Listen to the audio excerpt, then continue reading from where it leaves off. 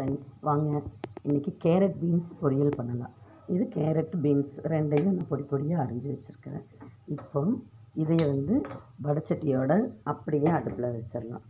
அப்படியே அடுப்பில் வச்சு இதுக்கு தேவையான அளவுக்கு உப்பு போட்டு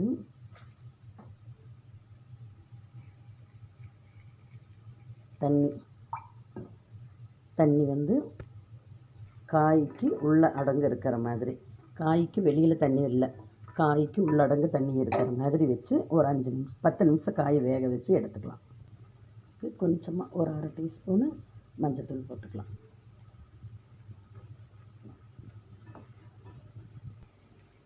இப்போ இந்த காய் வெந்துருச்சு. இதை நம்ம வேற ஒரு பாத்திரத்துக்கு மாற்றிக்கலாம்.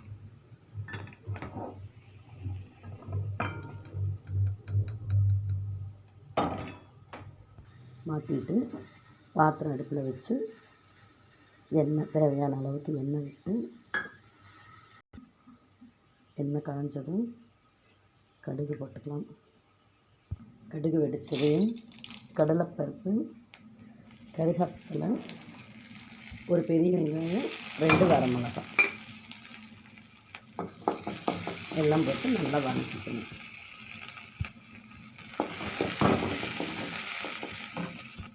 இதெல்லாம் நல்லா வணங்கி விட்டதுக்கப்புறமா நம்ம எடுத்து வச்சுருக்கிற காய்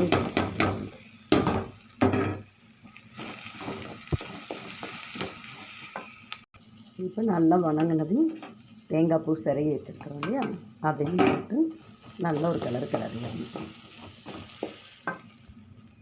அவ்வளோதான், தேங்காய் போட்டு இறக்கி வச்சுன்னா கேரட் பீன்ஸ் பொரியல் சாப்பிட்றதுக்கு ரெடி. இதை நம்ம ஒரு பாத்திரத்துக்கு மாற்றிக்கலாம்.